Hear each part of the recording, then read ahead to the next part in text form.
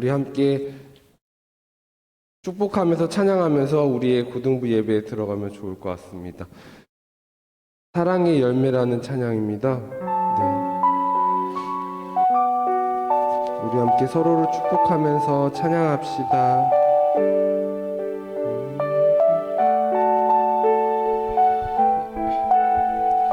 주님의 사랑이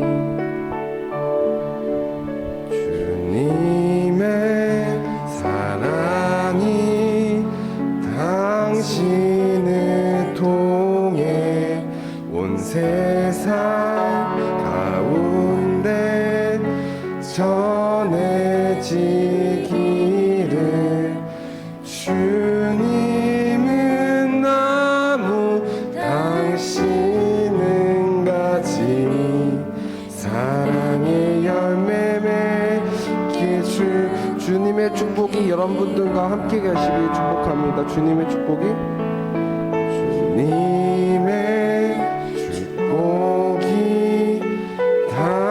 당신을 통해 온 열방 가운데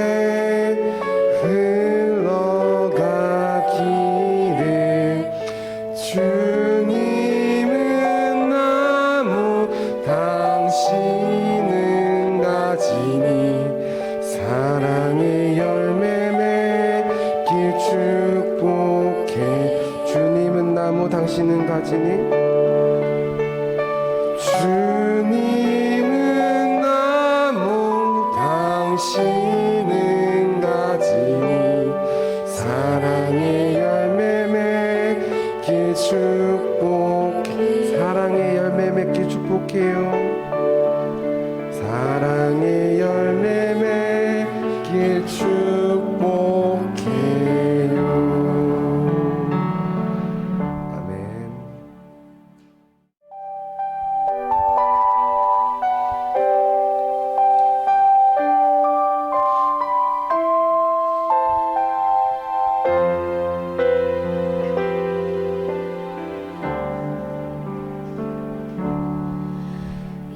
이곳에 임하신 하나님 나라 가난한 마음으로 바라보리라. 먼저 그 나라 그 뜻 구하며 나의 삶 드리리. 주님이 맡기신 하나님 나라 믿음의 눈으로 바라보리라. 하늘의 뜻이 이 땅 가운데 완성될 그날까지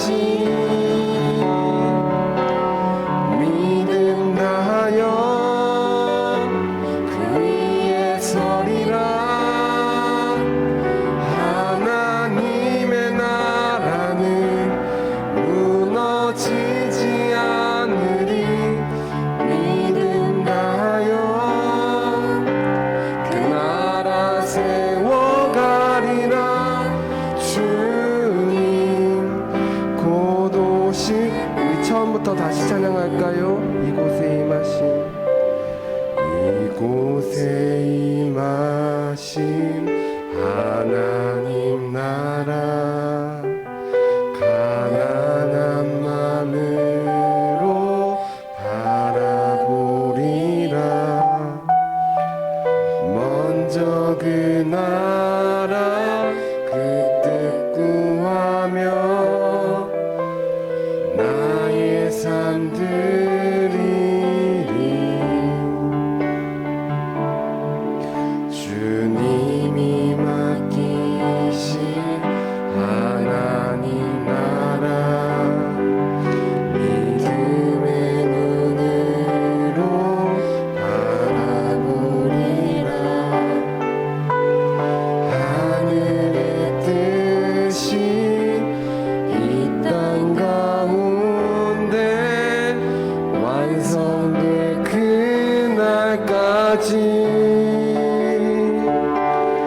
믿음 다하여 그 위에 서리라. 하나님의 나라는 무너지지 않으리.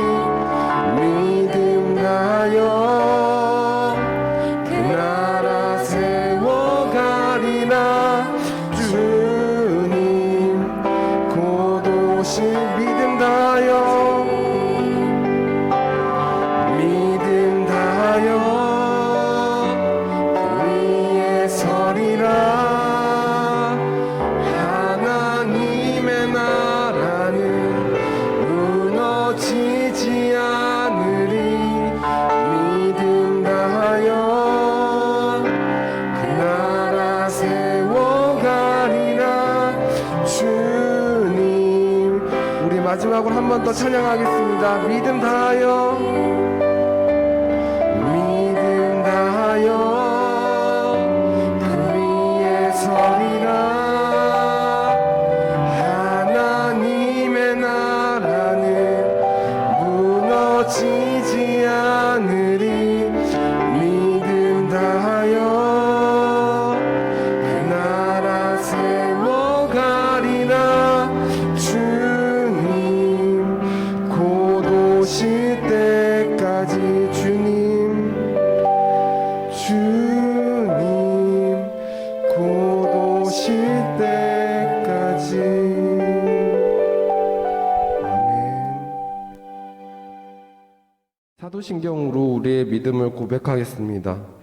나는 전능하신 아버지 하나님 천지의 창조주를 믿습니다.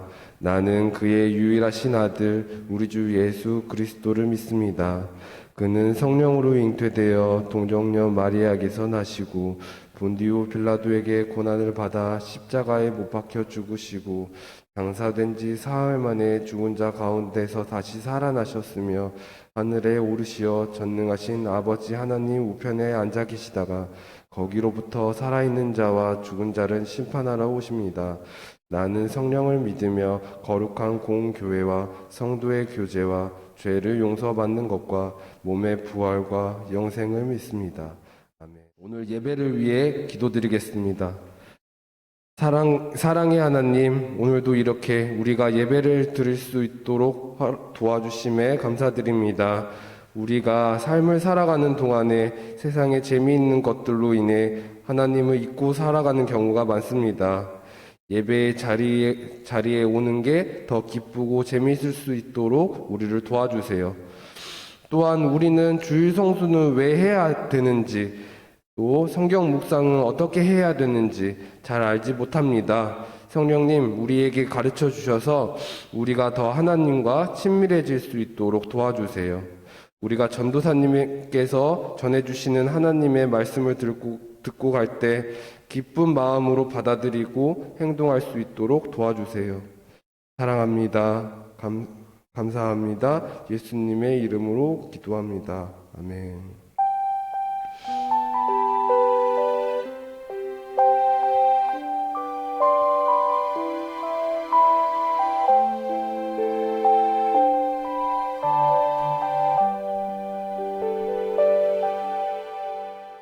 오늘의 말씀은 누가복음 11장 1절에서 13절까지의 말씀입니다. 제가 한 절 읽고 여러분들께서 한 절 읽으시고 마지막 절은 같이 읽겠습니다. 예수께서 어떤 곳에서 기도하고 계셨는데 기도를 마치셨을 때에 그의 제자들 가운데 한 사람이 그에게 말하였다. 주님, 요한이 자기 제자들에게 기도하는 것을 가르쳐 준 것과 같이 우리에게도 그것을 가르쳐 주십시오. 예수께서 그들에게 말씀하셨다. 너희는 기도할 때에 이렇게 말하여라. 아버지, 그 이름을 거룩하게 하여 주시고 그 나라를 오게 하여 주십시오. 날마다 우리에게 필요한 양식을 내려 주십시오. 우리의 죄를 용서하여 주십시오. 우리에게 빚진 모든 사람을 우리가 용서합니다. 우리를 시험에 들지 않게 해주십시오. 예수께서 그들에게 말씀하셨다. 너희 가운데 누구에게 친구가 있다고 하자. 그가 밤중에 그 친구에게 찾아가서 그에게 말하기를 여보게 내게 빵 3개를 구워주게.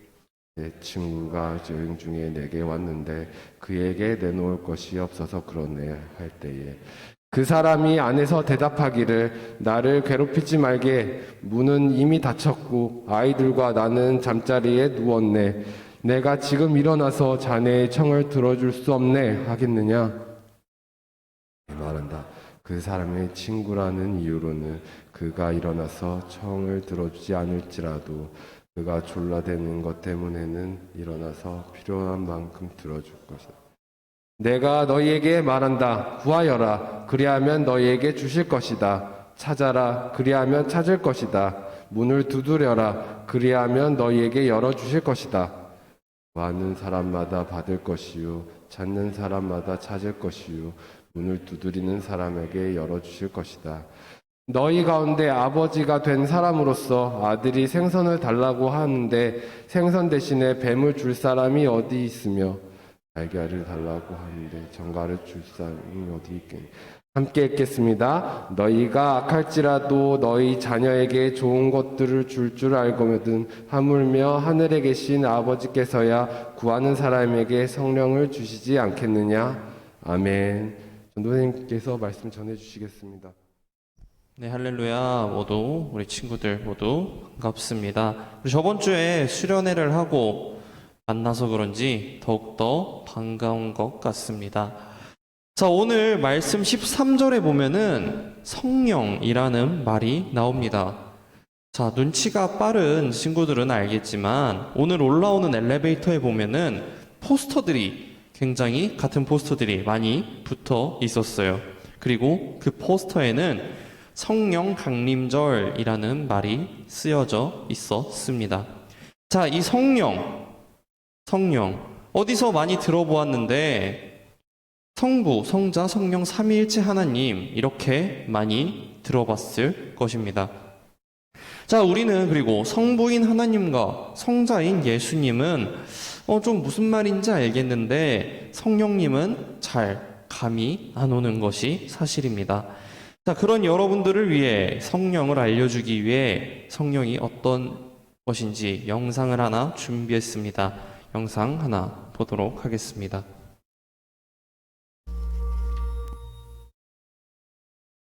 만일 성령이라는 말을 들어본 적이 있고 그 의미를 알고 싶다면 어디서부터 시작해야 할까요? 네, 성경의 첫 장에서 시작하면 되는데요. 창조 이전, 세상은 어둠과 혼돈의 공간으로 묘사됩니다. 그러나 그 혼돈 위에 하나님의 영이 운행하시며 생명과 질서와 아름다움을 가져올 준비를 하고 계세요. 네, 그런데 하나님의 영이 뭐죠? 히브리어로 루아흐라고 합니다. 루아흐. 끝에서 목을 긋듯이요. 그게 뭔가요? 네, 루아흐는 여러 가지를 가리킬 수 있는데요. 공통적인 의미는 바로 기운입니다. 기운이라 어떻게요? 눈에는 안 보이지만 구름을 움직이고 나뭇가지를 흔드는 힘이 있죠. 네, 바람이요. 히브리어로 그게 루아흐예요. 오케이. 자, 크게 호흡해 보세요. 몸 안에 느껴지는 게 있죠? 네, 공기요? 정확히 말하자면 기운이죠. 심호흡을 할 때 몸 안에 생겨나는 활기 말이에요. 그건 역시 루아흐인데요. 바로 이게 성경에서 하나님의 인격적인 임재를 표현할 때 쓰는 말과 같습니다. 바람과 호흡이 눈에 안 보이듯 하나님의 영은 보이지 않아요. 바람이 강력한 것처럼 하나님의 영도 강력하죠. 또한 호흡이 우리를 살게 하듯 하나님의 영도 모든 생명을 유지시키죠. 네, 루아흐. 성경 이야기를 계속 읽다 보면 하나님의 루아흐가 사람들에게 특정한 임무를 맡기기 위해 특별한 능력을 주는 걸 보게 되는데요. 성경에서 그러한 첫 번째 인물이 바로 요셉입니다. 하나님의 영이 그에게 꿈을 이해하고 해석할 수 있게 하시죠. 그리고 브살렐이라는 이름의 예술가에게도 일어납니다. 하나님의 영이 그에게 지혜와 기술을 갖추게 하시고 천재적인 창조성을 주셔서 아름다운 성막기구들을 만들어내죠. 또한 하나님의 루아흐는 선지자라고 불리는 이들에게도 특별한 능력을 주시는데요. 그들은 역사에 무슨 일이 일어나고 있는지를 하나님의 관점에서 볼 수 있습니다. 네, 맞아요. 선지자들이 발견한 문제점은 바로 이겁니다. 하나님의 루아흐는 참으로 좋은 세상을 창조하셨죠. 그러나 인간은 악에 굴복함으로써 자신들의 불의로 인해 세상에 혼돈을 풀어놓고 말았습니다. 새로운 형태의 무질서네요. 맞아요. 그래서 선지자들은 창세기 1장에서처럼 성령이 오실 것인데 이번에는 인간의 마음을 변화시키고 하나님과 이웃을 진정으로 사랑할 힘을 주러 오실 거라고 말했습니다. 어떻게 하나님의 영이 이 새로운 일을 행하시죠? 네, 그로부터 수세기가 지나고 예수님이 등장하시는데요. 그분의 사역이 시작될 때 예수님이 요단강에서 세례를 받으시는 아름다운 장면이 나옵니다. 네, 하늘이 열리고 하나님의 영이 비둘기같이 내려와 그분 위에 머무르시죠. 이 이야기는 예수님이 하나님의 영의 능력으로 새로운 창조를 시작하신다는 말로써 이 일은 그분이 사람들을 치유하시거나 죄를 용서하실 때 일어납니다. 사망이 있던 곳에 생명을 창조하신 것이죠. 그러나 이스라엘의 종교 지도자들은 예수님을 반대하고 결국엔 그분을 죽이고 맙니다. 하지만 이곳에서도 하나님의 영은 일하십니다. 예수님의 제자들은 그분의 부활을 보고 예수님을 살리신 것은 생기를 부으시는 하나님의 영이라고 말했는데요. 이게 바로 새로운 창조의 시작입니다. 네, 지금도 진행 중이고요. 예수님은 가장 가까운 제자들에게 나타나셨을 때 그들에게 숨을 내쉬며 성령을 받으라고 말씀하셨는데요. 그 후 머지않아 성령이 모든 제자 위에 강력하게 임하시죠. 이로써 그들은 이 새로운 창조의 일부가 되어 기쁜 소식을 전하며 성령의 능력과 영향력을 따라 살 수 있게 된 겁니다. 그리고 오늘도 여전히 성령은 어두운 곳을 운행하고 계십니다. 네, 사람들을 예수님께로 이끌어 변화시키고 하나님과 이웃을 사랑할 힘을 주시기 위해서요. 그리고 그리스도인의 소망은 성령이 이 일을 완성하시는 것이죠. 성경 이야기는 하나님의 사랑과 생명을 주시는 영으로 충만한 새 하늘과 새 땅에 거할 새 인류에 대한 비전으로 끝이 납니다. 네, 감사합니다. 성령, 히브리어로 루아흐라고 발음을 해야 됩니다. 기독교에는 절기란 것이 있습니다. 그리고 이번 주부터 시작되어 8월 마지막 주까지 계속되는 절기가 바로 성령 강림절입니다. 이 성령 강림절은 주님의 부활 이후부터 50일째 되는 날 제자들이 경험한 성령 강림의 체험과 그로부터 시작한 교회의 성립을 기념하는 날이기도 합니다. 그러므로 이때가 사실상 기독교 교회가 시작되고 기독교가 전파되기 시작한 출발점인 것입니다. 성령 강림절은 이 점에서 교회의 성립을, 즉 교회의 성립일, 즉 교회의 생일이라고 불립니다. 이 성령 강림절에 교회와 그에 속한 그리스도인들은 오순절에 제자들에게 임하였던 성령으로 거듭나 선교의 사명과 함께 그 역할과 과제를 숙고하고 그리스도의 제자직을 수행해야 합니다. 그리고 이 제자직을 수행하는 데 있어서 우리는 언제나 기도로 준비해야 합니다. 그렇기에 오늘의 주제는 바로 이 기도입니다. 자, 많은 사람들이 신앙생활을 오래 해도 이 기도하는 법을 제대로 배운 적은 극히 드뭅니다. 그래서 어떤 분들은 오랜 신앙생활을 했음에도 불구하고 어떻게 기도해야 하는지를 정확히 모르는 분들이 의외로 많습니다. 오늘 본문에 등장하는 이 제자들도 마찬가지입니다.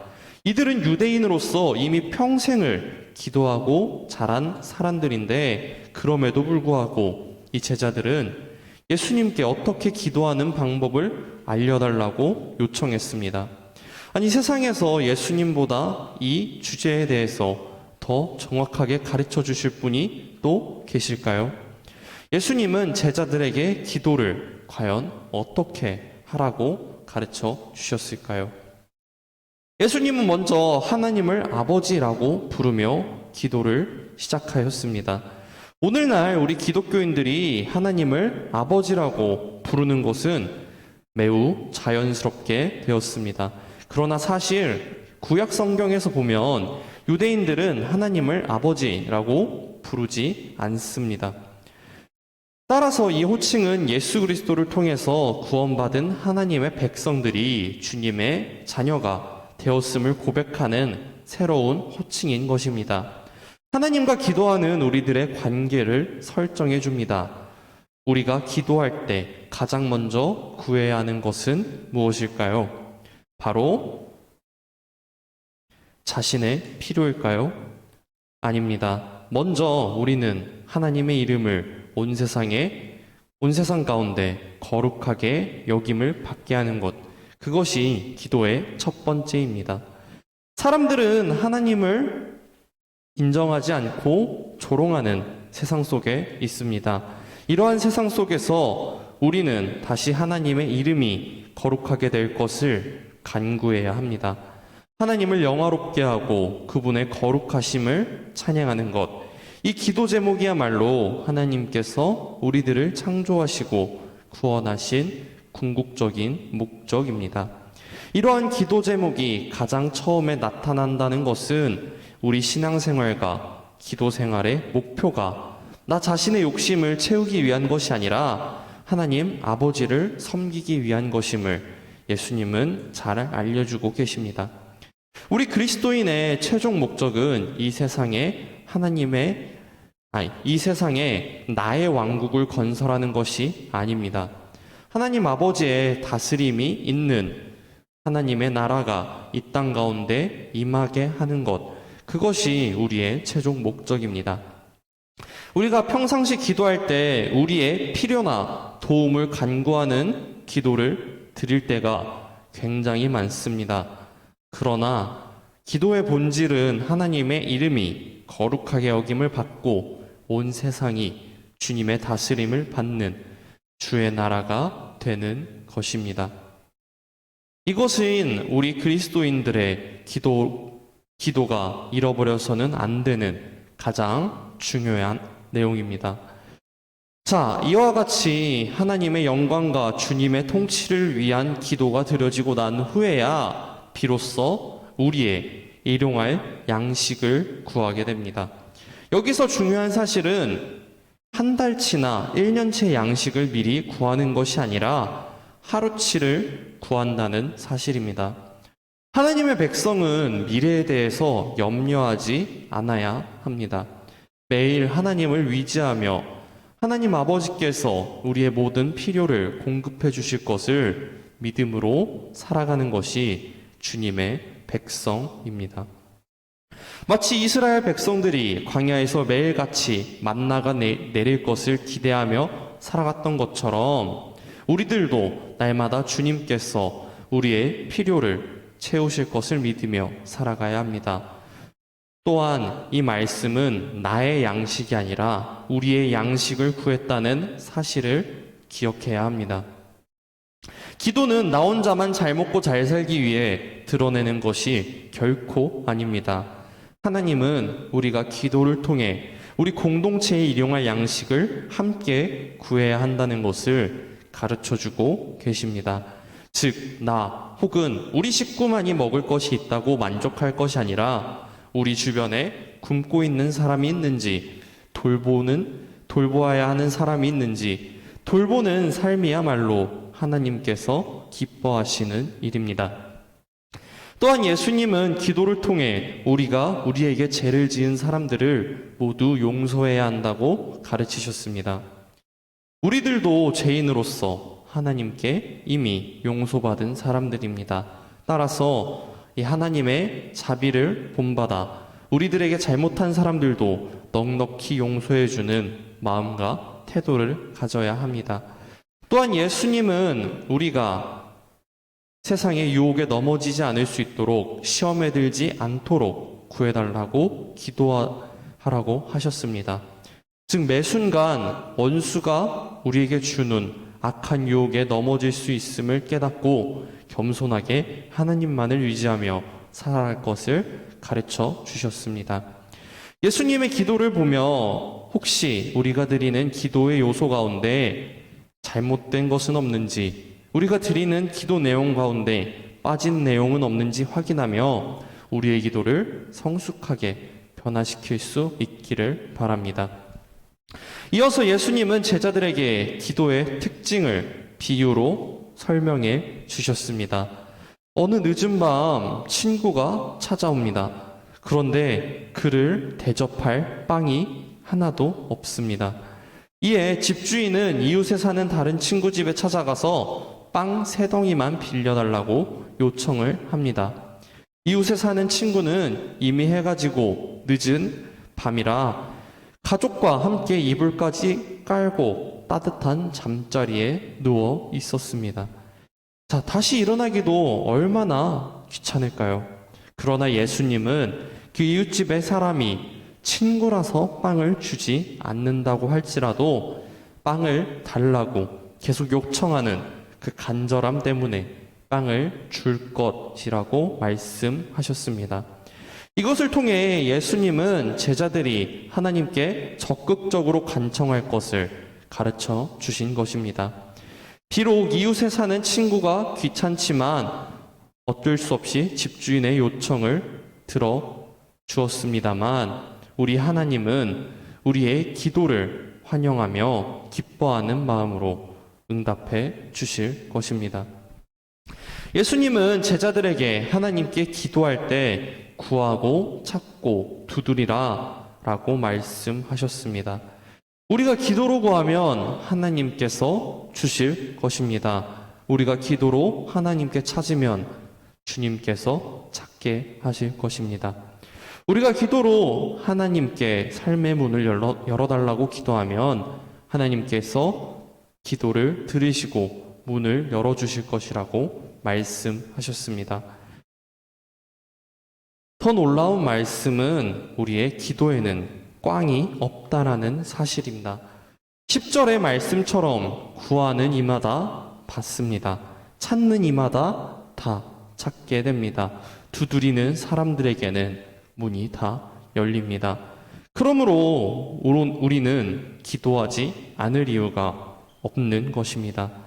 또한 예수님은 제자들에게 기도를 가르치실 때 구하라, 찾으라, 두드리라고 가르치면서 구하는 사람에게 성령을 주신다고 말씀하십니다.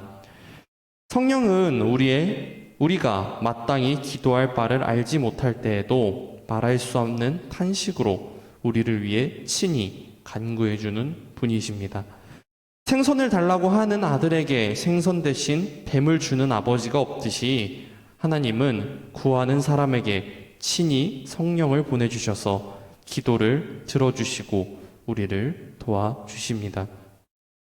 이러한 하나님께 기도하는 그리스도인이 되는 우리 고등부가 되었으면 좋겠습니다. 기도하는 사람이 복을 받습니다. 기도하는 자가 하나님의 은혜에 부음 받습니다.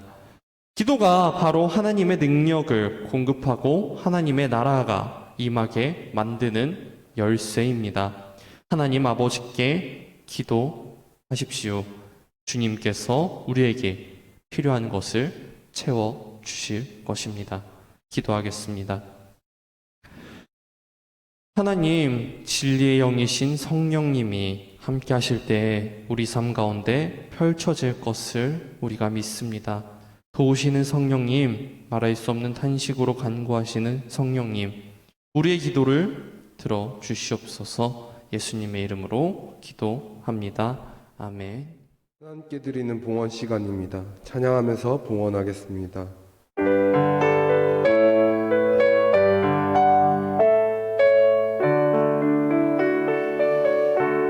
주님께 드립니다. 주님께 드립니다.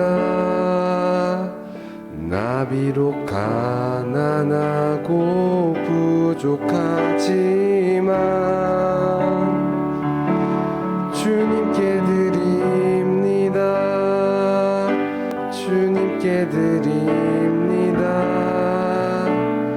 오 주님 부디 받아주소서.